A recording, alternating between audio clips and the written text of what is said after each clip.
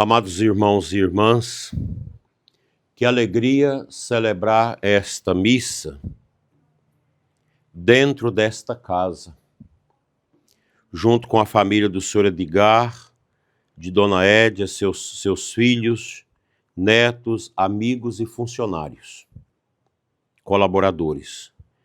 A igreja hoje entra no lar de vocês para recordar uma verdade muito bonita. Quando uma família abre as portas para Deus, a casa deixa de ser apenas morada e torna-se lugar da graça divina, de bênção e de presença de Deus. Hoje esta residência, ao receber a Santa Missa, torna-se um pequeno santuário. Igreja doméstica, como dizia Padre Pio e São João Paulo II, cenáculo de oração e mesa de comunhão. A liturgia desta noite nos traz a memória de uma grande mulher, Santa Catarina de Siena. Uma das mulheres mais extraordinárias da história da Igreja.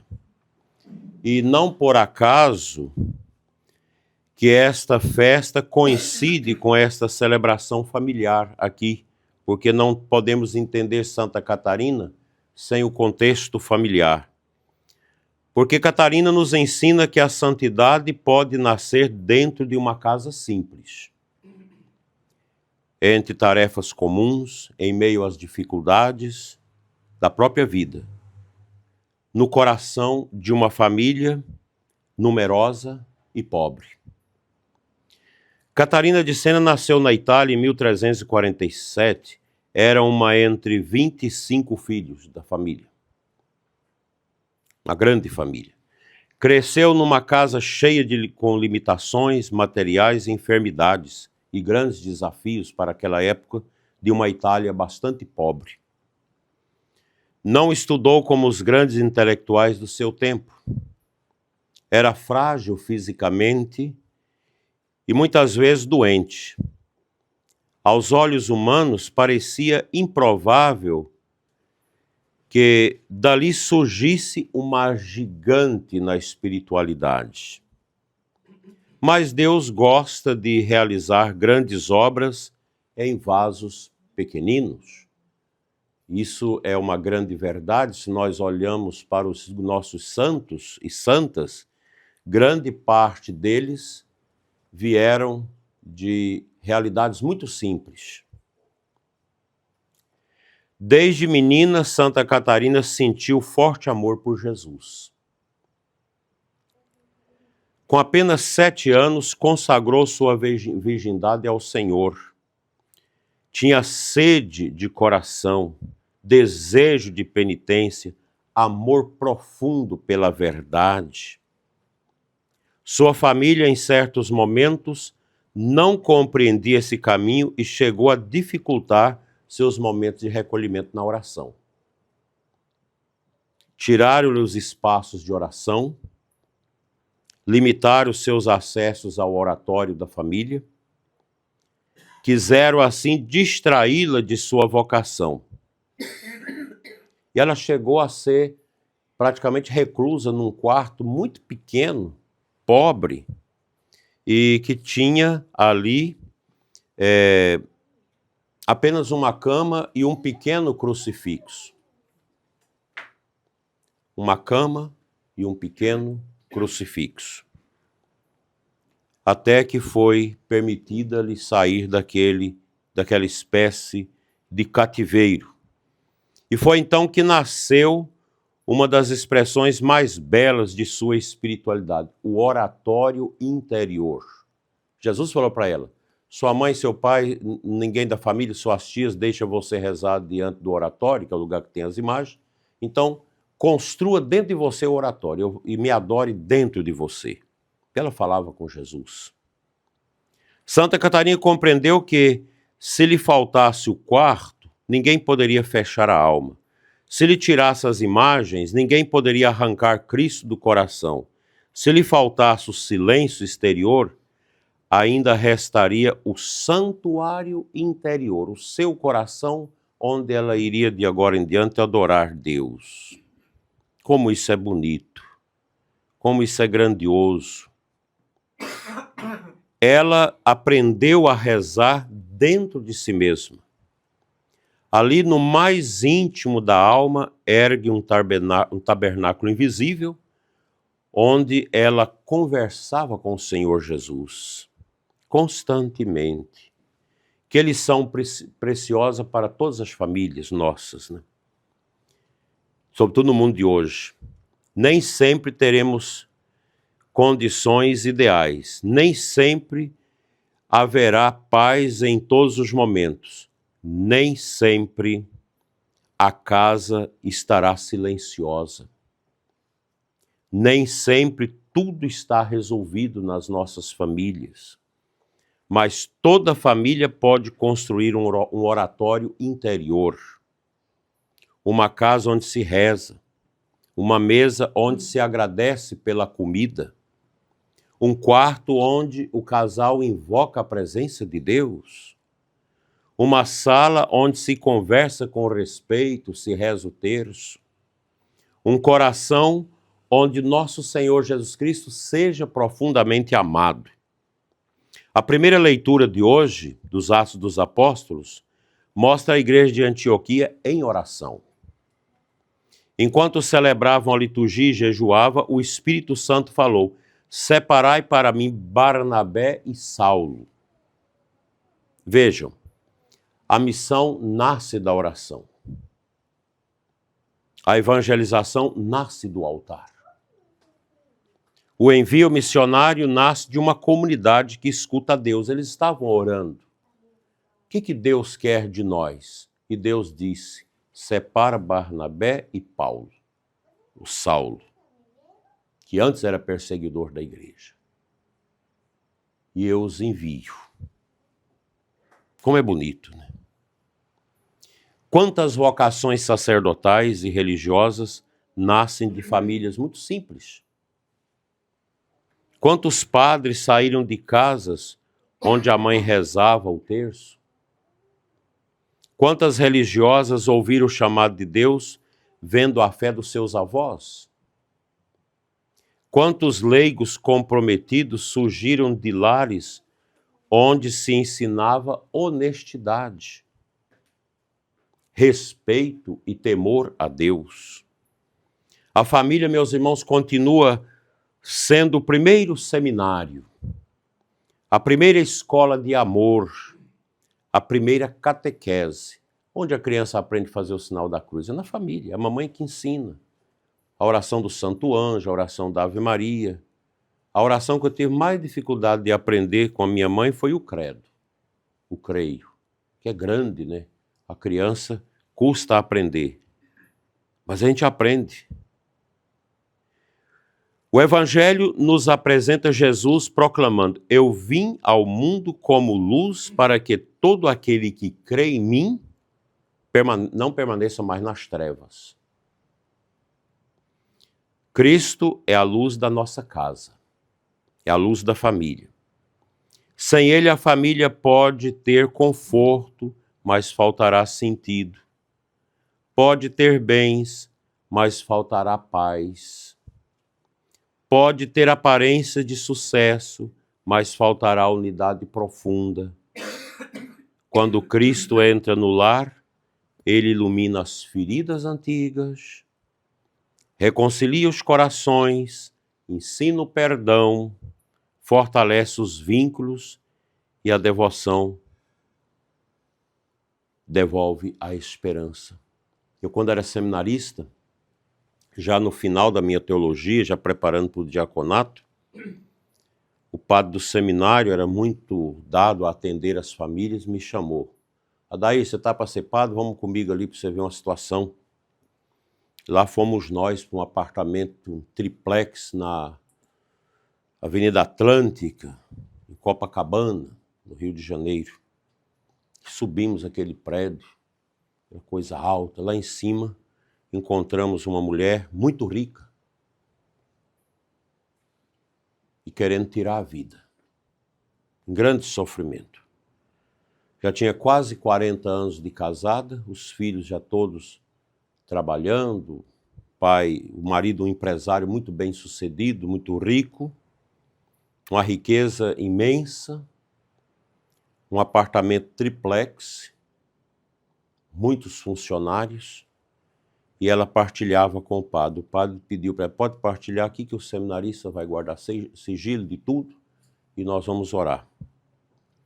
E ela dizia, eu tenho inveja da minha secretária mais antiga aqui de casa. Porque ela chega pontualmente todo dia, 7h30 ela chega. Eu fico aqui na janela e vejo o Fusca azul chegando, ele para, o marido abre a porta, vai lá e ajuda ela a sair com as suas coisas nas mãos, dá-lhe um beijo, um abraço, e ela sobe para o trabalho e ele segue para o serviço de obra. Quando é à tarde, a hora que ela desce, eu olho na janela, ele chega, da mesma forma, abre a porta do carro, vai lá, recebe a esposa, ajuda a guardar as coisas e segue.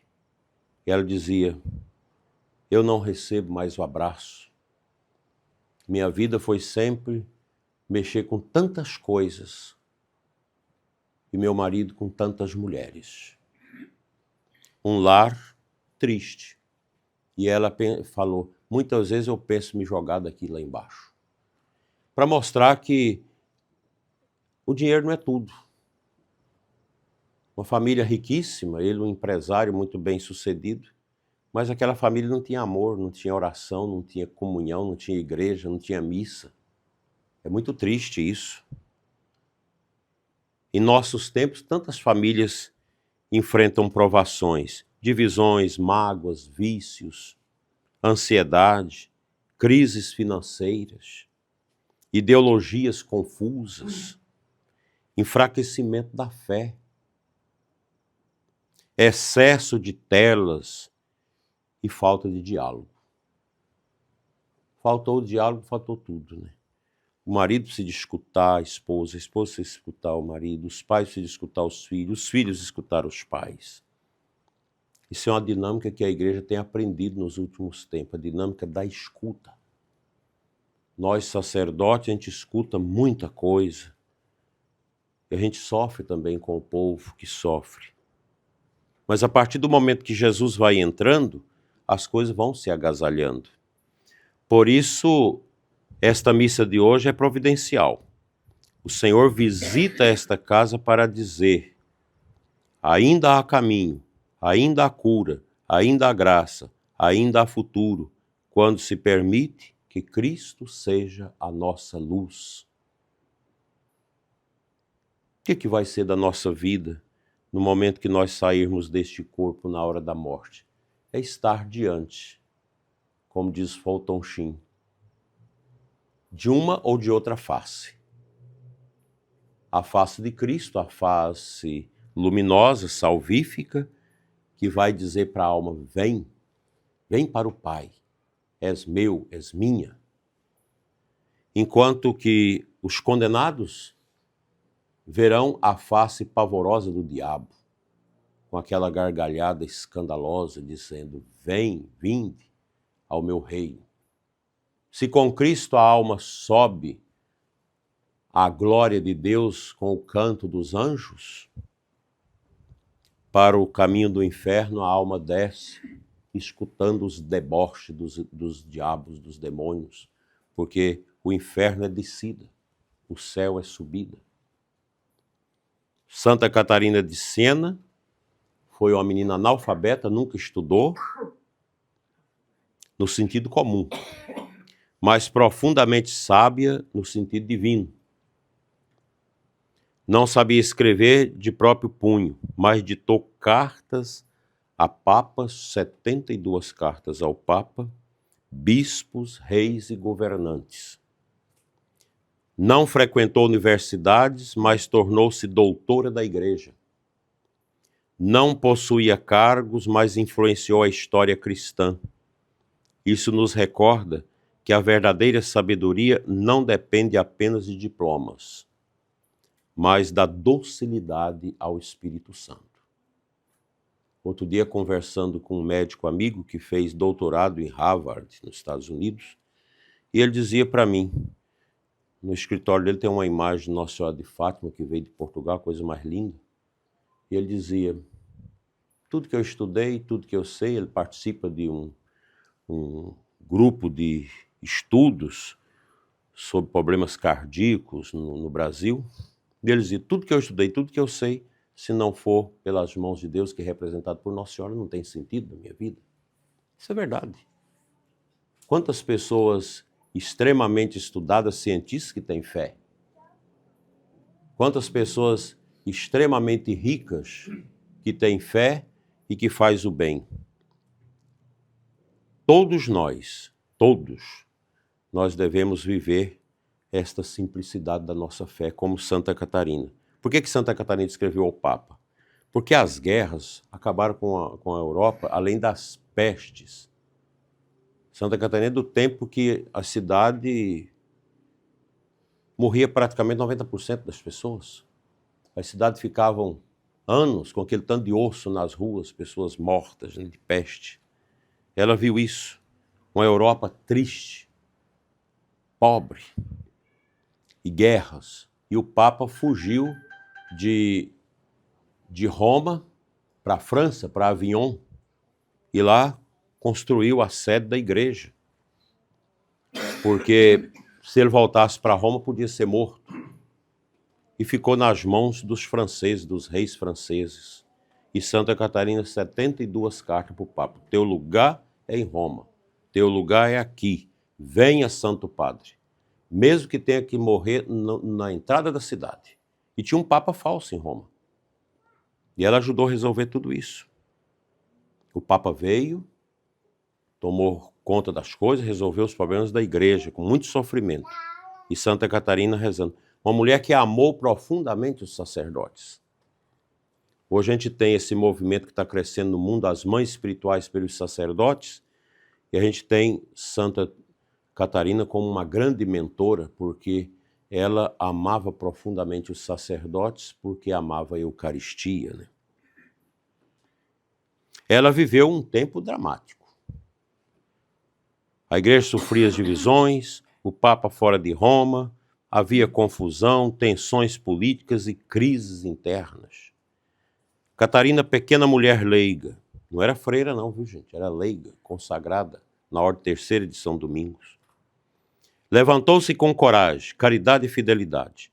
Exortou, aconselhou, consolou e trabalhou pela unidade da igreja. Aqui aprendemos outra lição. Nunca pense que sua família é pequena. Pequena demais para fazer o bem. Uma casa fiel pode irradiar luz para muitos. Assim deve ser a igreja. Santa Catarina começava suas cartas para o Papa assim. Em nome de Jesus e de Maria Doce. Acho engraçado as cartas dela. Em nome de Jesus e Maria Doce. Santo Padre, oscula suas mãos, beija seu anel e começava a aconselhar, né? Como eu disse, ela teve esse grande amor pelos sacerdotes, chamava os padres de ministros do sangue de Cristo, porque pelas mãos deles o Senhor continua oferecendo os sacramentos ao povo. Ela conhecia limites humanos dos ministros, mas jamais perdeu o respeito pelos padres. E naquele tempo tinha padre também com problema, como nós temos em todos os séculos da igreja, né? Uma das coisas que as mães espirituais aprendem é rezar com amor pelos padres, mesmo por aqueles que estão em graves dificuldades. Quando eu tomei posse em Formosa, a Rede Globo veio me entrevistar, porque o bispo anterior a mim tinha passado por problemas, por grandes dificuldades, alguns padres tinham sido até presos ali na diocese, uma coisa tremenda. E a Rede Globo me perguntou por que na igreja tem tantos problemas com os bispos e com os padres. Eu disse, porque os padres e os bispos pertencem ao clero e o clero é de Deus. Foi a única resposta que eu dei, virei as costas. Por que há tantos problemas no clero? Porque os padres são de Deus. Se o padre não compreende isso, ele não aguenta. Não dá conta de ir adiante. Cai desgoverna, perde as forças. Então, hoje, qual é o grande trabalho nosso, dos bispos? Ajudar, a partir de nós, os padres a entender o que é ser padre. Porque o padre não é um agente social, não é presidente de sindicato. O padre é alter Cristo, é outro Cristo, faz às vezes de Cristo, embora seja miserável como qualquer outra pessoa, humanamente falando, mas o padre tem um ministério. Por isso São Francisco diz, se eu vou na estrada e encontro um padre e um anjo, eu beijo primeiro a mão do padre. Porque o padre pode me dar a Eucaristia, o anjo não pode. Então, eu acho que essa falta de amor ao seu ministério é que leva os padres a ter crise. Por isso nós temos que rezar pelos padres para que eles gostem de ser padres. Entendam o que é o mistério de ser padre. Nenhum padre, nenhum bispo, nem o próprio Papa vai dar conta de entender, humanamente falando, a profundidade que é o ministério sacerdotal. Ser padre é algo que nós mesmos não damos conta de explicar isso. É algo tão grande e ao mesmo tempo tão pequeno. E um padre só pode se entender a partir do crucifixo. Por isso que o crucifixo em cima do altar é para lembrar o sacerdote que ele está configurado a Cristo na cruz. Padre não é para ter vida boa, padre é para sofrer.